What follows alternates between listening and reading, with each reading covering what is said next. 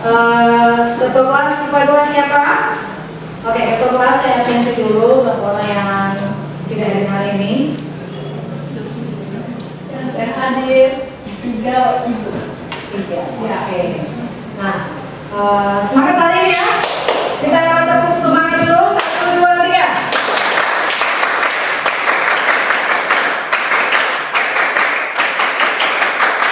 Oke, baik.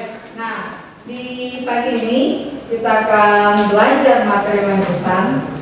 Dan sebelum Ibu memulai pembelajaran, Ibu mengharapkan semuanya konsentrasi, fokus, supaya apa sebenarnya yang nanti disampaikan kalian bisa memahami. Mengawalinya ini, saya ingin bertanya, pernahkah kalian berada dalam satu organisasi sekolah atau organisasi masyarakat? Pastinya OSIS kan? Pernahkah kalian terlibat dalam organisasi tersebut sebagai pengurus? Nah, di dalam kepengurusan OSIS itu pastinya ada program yang dibuat. Nah, program itu ada berhasil, ada yang tidak. Atau semuanya berhasil? Tidak. Nah, menurut kalian penyebab kegagalan atau ketidakberhasilan program yang dibuat itu dikarenakan secara faktor intern atau ekstern? Apakah pendukungnya dari sekolah sendiri ataukah dukungan orang tua terhadap program sekolah itu juga mempengaruhi keberhasilan program OSIS? Pastinya ada kan? Nah, materi yang akan dibawakan hari ini berkaitan dengan perkembangan kabinet masa demokrasi liberal. Nah, pada masa perkembangan demokrasi liberal khususnya untuk kabinet ini nanti akan dihubungkan dengan tujuan pembelajaran kita. Yang pertama, tujuan pembelajaran yang pertama itu kalian bisa mampu mengidentifikasi kabinet apa saja yang ada pada demokrasi liberal. Yang kedua, program kabinet dari setiap kabinet pada masa demokrasi liberal. Yang ketiga, itu tentang kegagalan dan keberhasilan dari program kabinet masing-masing tersebut. Sedangkan yang keempat, nah ini akhir dari proses pembelajaran hari ini, diharapkan kalian mampu memahami dan melakukan penilaian lalu dibuat dalam bentuk produk. Jadi ada proyek. Proyeknya ini adalah dikembalikan kepada kalian masing-masing menentukan. Jadi kasih kebebasan, mau buat dalam bentuk bertutur boleh, mau buat dalam bentuk komik digital pakai aplikasi Canva juga boleh, bisa juga secara infografis bahkan dengan model esai. Nanti dipilih ya. Sudah paham? Siap ya? Siap. Oke. Mengawali pembelajaran ini nanti ada materi pembelajaran yang akan diputar. Untuk itu dimohonkan semua perhatian karena ini menyangkut dengan program kabinet. Kita mulai ya.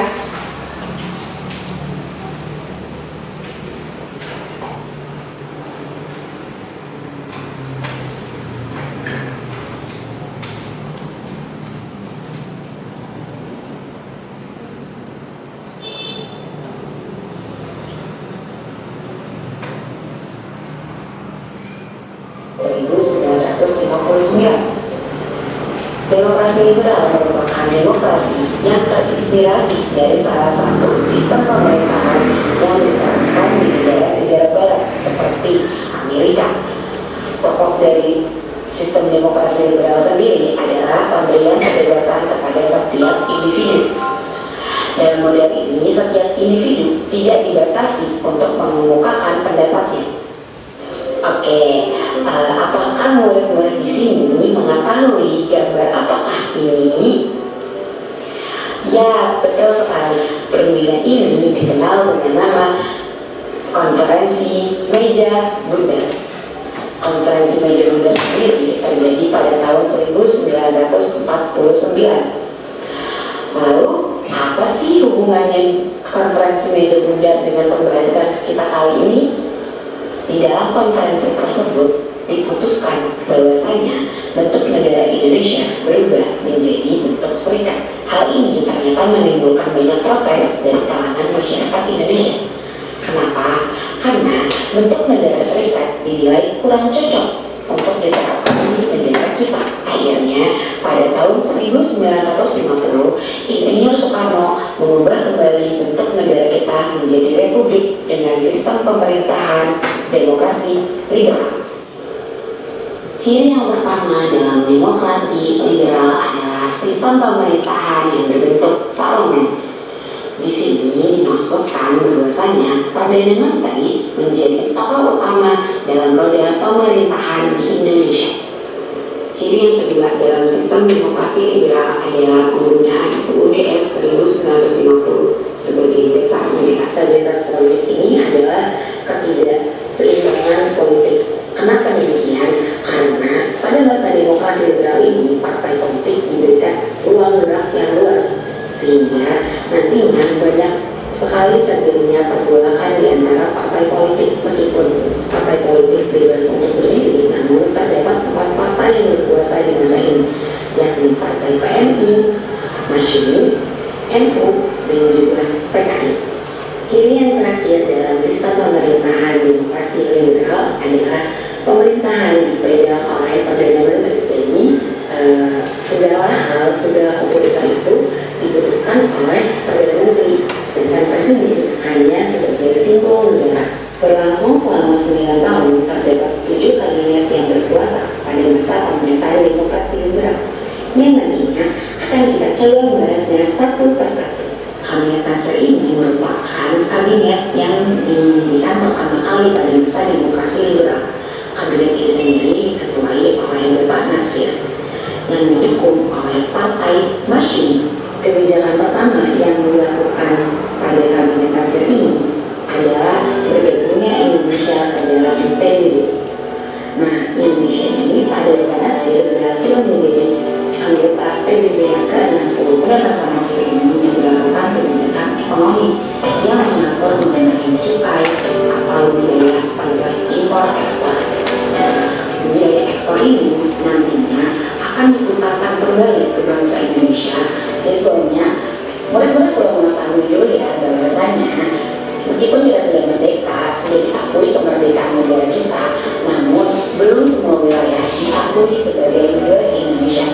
Salah satunya adalah Irian Barat. Nah, jadi di masa Bapak Nasir ini, beliau berkeinginan untuk menyelesaikan persoalan ini dengan pihak Belanda. Namun, perundingan tersebut tidak berjalan dengan baik, sehingga Nasir gagal dalam melaksanakan program kerja ini. Nah, kegagalan inilah yang kemudian mengharuskan beliau untuk turun dari jabatannya, karena rakyat tidak percaya bahwa beliau dapat terus melanjutkan tonggak pemerintahan. Nasir turun dari jabatannya pada tanggal 21 tahun 1951 dan kemudian digantikan oleh Bapak Soekarno. Dapat sebuah peristiwa penandatanganan perjanjian dengan Amerika Serikat dan juga ekonomi militer yang dikenal dengan nama Mutual Security Act. Adanya peristiwa penandatanganan NSA ini menandakan bahwasanya Soekarno tidak sejalan dengan politik bebas aktif yang diterapkan di Indonesia. Hal inilah yang kemudian menyebabkan Bapak Soekarno harus. Semuanya sudah bisa menonton tadi secara singkat, bisa? Itu adalah program kabinet yang ada pada masa demokrasi liberal. Nah, sebentar ini kalian akan dibagikan ke KPD dan juga manajer, karena pastinya kalian akan mungkin mengalami kendala ketika apa yang disampaikan tadi belum sepenuhnya kalian memahami, sehingga itu sudah siapkan ada bahan ajudan KPD yang nantinya kalian akan terbantu dengan bahan ajudan ini untuk menyelesaikan masing-masing pada kelompok. Oke, saya bagikan kelompok ya, dan kelompok ini sudah dibentuk kemarin lewat grup kelas. Terima kasih sudah ada dalam grup masing-masing sesuai dengan yang diharapkan. Nah, saya bagi sekarang kelompok ini, kelompok Kabinet Nasir. Oke, ini Kabinet Nasir punya LKPD-nya dan ini bahan ajarnya. Yang kedua Kabinet Soekarno. Ya. Sebentar nanti baru dijelaskan tentang cara kerjanya. Ini kabinet Ali dan oke. Tapi dapat 2 lagi. Ini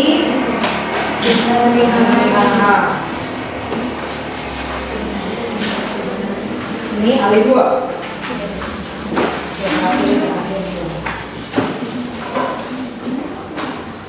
Silakan dilihat KPD dan bahan ajarnya. Sudah? Cara kerjanya begini, perhatian. Kita tentukan dulu masing-masing kelompok akan menghasilkan proyeknya seperti apa.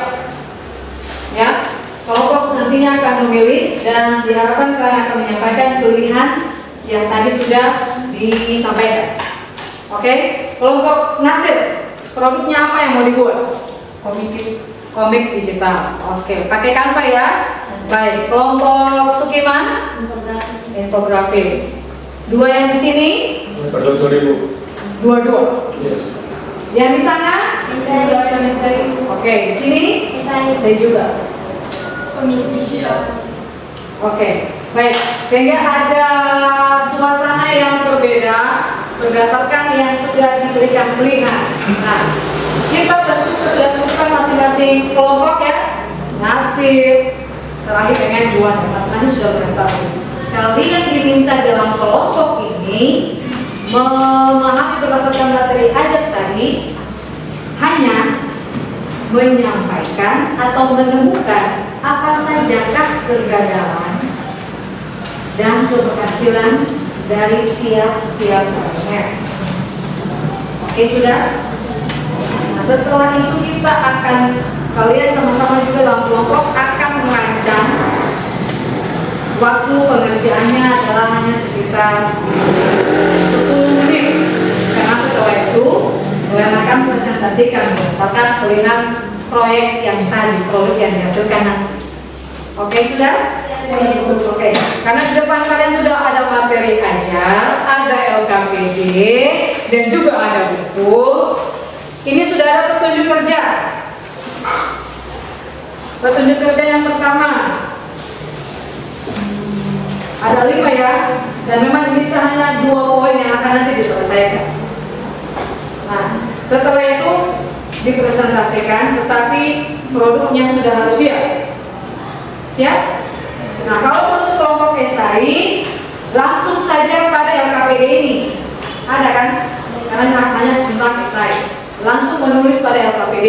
Sedangkan 4 kelompok yang sisa ini sesuai dengan produk yang tadi. Jadi infografis, betul yang menyiapkan diri, lalu yang komik juga siap.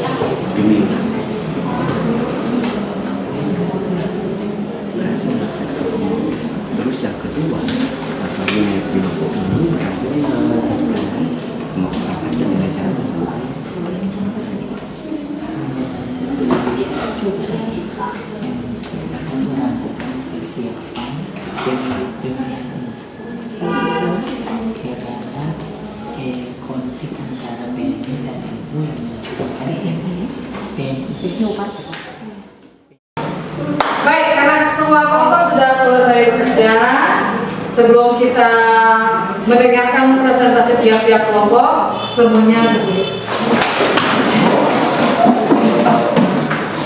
Dan ikuti yang saya bilang, lalu kalian mempraktekkan juga yang sama. Dengar saya nyanyi dulu. Marina menari di atas menara, di atas menara. Marina menari, Marina menari di atas menara, di atas menara. Marina merana. Terakhir merana. Oke, kita coba sama-sama. Mengapa? Marina menari di atas menara, di atas menara. Marina menari, Marina menari di atas menara, di atas menara. Marina menara. Itu masih keren. Cepat ya. Ya, merana terakhir. 2, 3, 4. Marina menari di atas menara, di atas menara. Marina menari, Marina menari di atas menara, di atas menara. Marina merana. Oke, teman-teman. Kita akan mendengar hasil kerja dari kelompok Nasir. Ya, selamat pagi teman-teman dan guru. Terima kasih atas kesempatan yang telah diberikan. Saya perwakilan dari kelompok Kabinet Duko. Hari ini saya akan menjelaskan keberhasilan dan juga kegagalan dari Kabinet Duko. Yang pertama dari Kabinet Duko merupakan keberhasilan, yaitu berhasil menyelenggarakan pemilu. Dan juga yang kedua, pada Kabinet Duko ini juga berhasil memperkuat kemampuan rakyat karena berhasil melakukan produksi nasional. Nah, kegagalan dari Kabinet Duko ini adalah terjadinya konflik moneter yang membuat harga ekspor barang yang menjadi turun di Indonesia. Nah, itu dia keberhasilan dan juga kegagalan dari kelompok kami. Sekian dan terima kasih.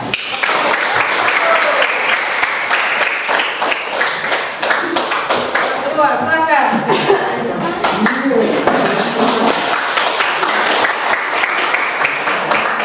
Ya, teman-teman dan Bu Guru, terima kasih atas waktu dan kesempatan yang diberikan kepada saya. Saya perwakilan kelompok Alisas Wijoyo 1.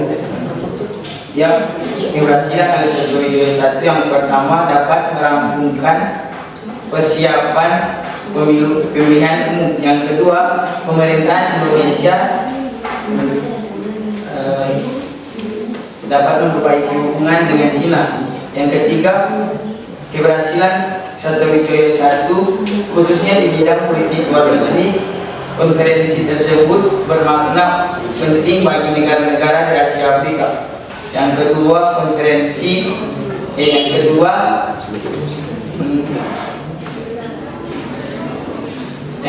kegagalan Alisas Sastrawijoyo yang pertama yaitu konflik antara PMI dan NU yang mengakibatkan NU menarik dukungan dan menterinya bagi kabinet. Sekian dan terima kasih. Ya, Ibu dan teman-teman, terima kasih atas kesempatan yang kepada kami. Di saat ini kami sudah selesai presentasi dan apakah ada tanggapan maupun saran maupun pertanyaan yang akan diberikan oleh Ibu dan teman-teman, kami persilakan. Terima kasih atas kesempatan yang diberikan. Di saat ini saya ingin bertanya apakah kegagalan dari kabinet Alisas Wijoyo hanya satu saja? Ya, terima kasih. Saya akan menjawab. Ada 3, hanya saya cuma menyebut 1. Langsung dibilang Ya. sisanya. Selanjutnya adalah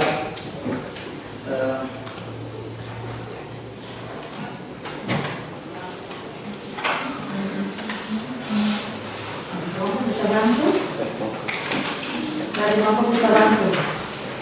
Ayo. Ya, terima kasih atas kesempatannya. Kali ini saya akan menjawab salah satu keberhasilan ya, kegagalan dari kabinet tersebut. yaitu terjadinya masalah keamanan akibat pemberontakan tentara Islam Indonesia di Jawa Barat, Sulawesi Selatan, dan Aceh. Sekian dari kelompok. Apakah kelompok bisa menerima? Sekian dari Ada pertanyaan dari kelompok yang lain lagi, kami persilakan. Tidak ada.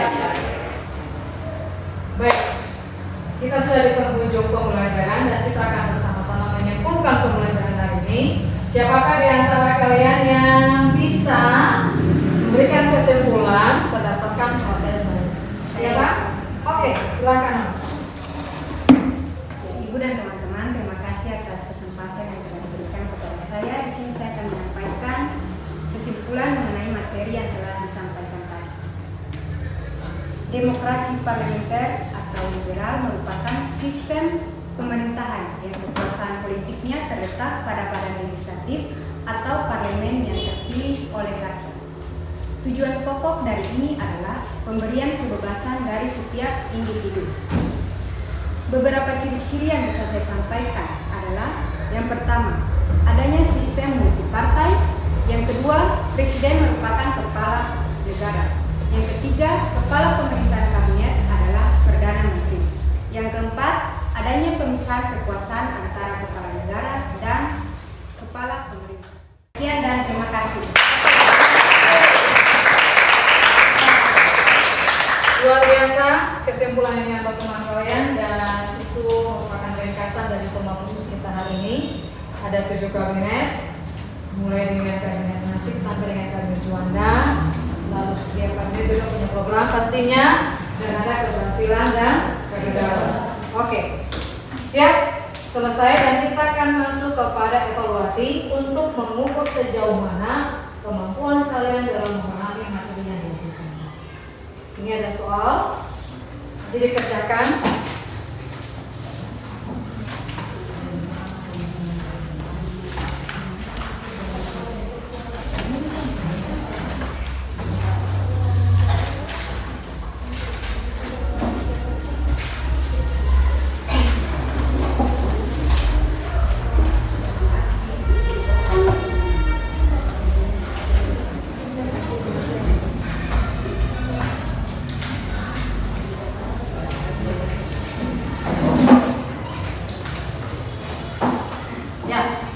Kalian dikasih waktu mengerjakan soal itu hanya 5 menit.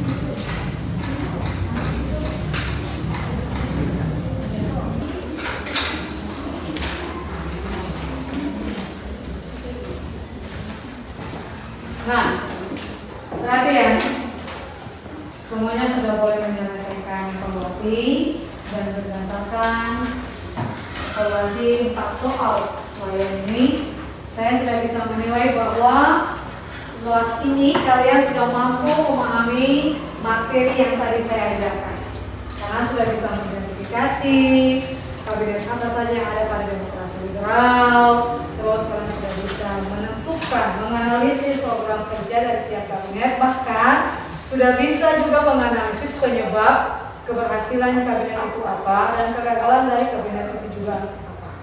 Oke, semuanya punya nilai memuaskan, dan untuk kali ini pastinya kita akan buat refleksi.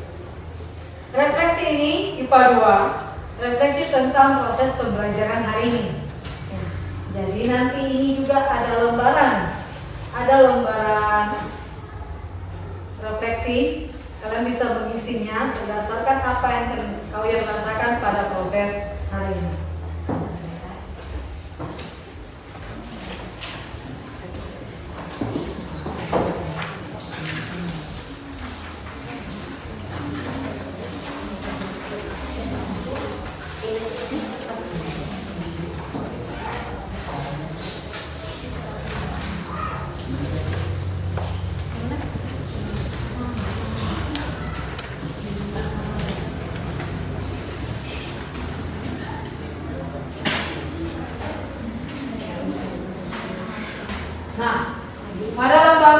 refleksi itu IPA 2 itu ada 5 pertanyaan.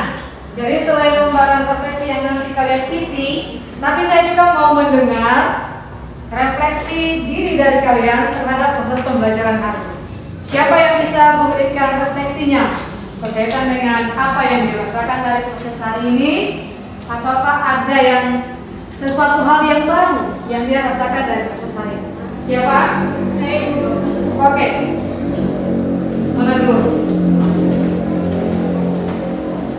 Ya, terima kasih atas kesempatan yang telah diberikan kepada saya. Di saat ini saya akan menyampaikan refleksi terkait materi di saat ini tentang demokrasi liberal. Jadi materi ini dapat kami pahami dan juga mengerti. Dan kami juga merasa senang karena ada hal-hal baru yang boleh kami dapat dalam proses pembelajaran ini. Seperti proses pembelajaran dilakukan secara tertutur, komik, dan juga infografis dan lain-lain. Sehingga membuat kami merasa senang dan juga sangat semangat dalam melakukan proses pembelajaran di saat ini. Oke, terima kasih.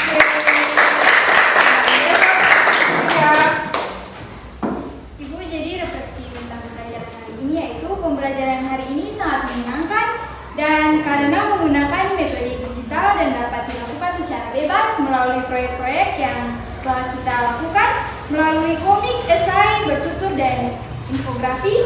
Dan lewat ini kita dapat meningkatkan kemampuan public speaking dan juga melakukan proses belajar yang efektif. Oke, baik.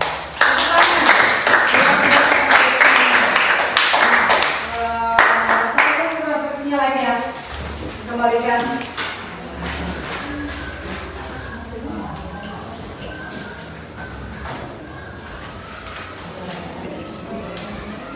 Materinya kalian simpan, KKPD-nya juga kalian simpan untuk dipelajari nanti. Pada minggu depan kita akan melanjutkan dengan proses minggu depan.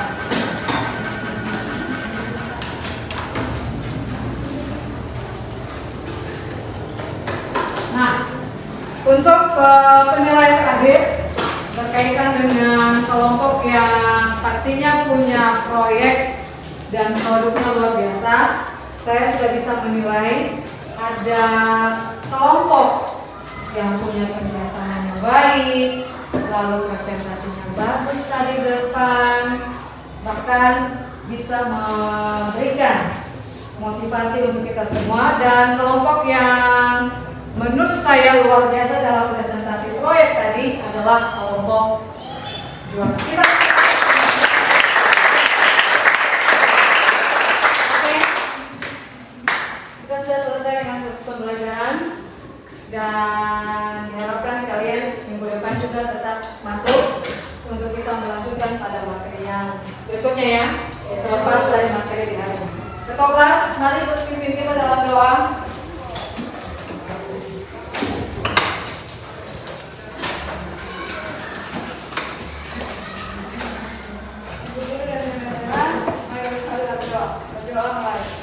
Ada lagi ungkapan syukurnya yang kami naikkan kepada Tuhan atas begitu besar kasih dan cinta kepada kami.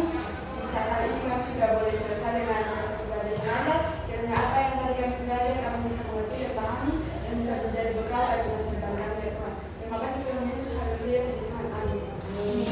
Oke, terima kasih ketua kelas. Kita balik sampai di sini, minggu depan kita lanjut dan selamat pagi. Selamat. Selamat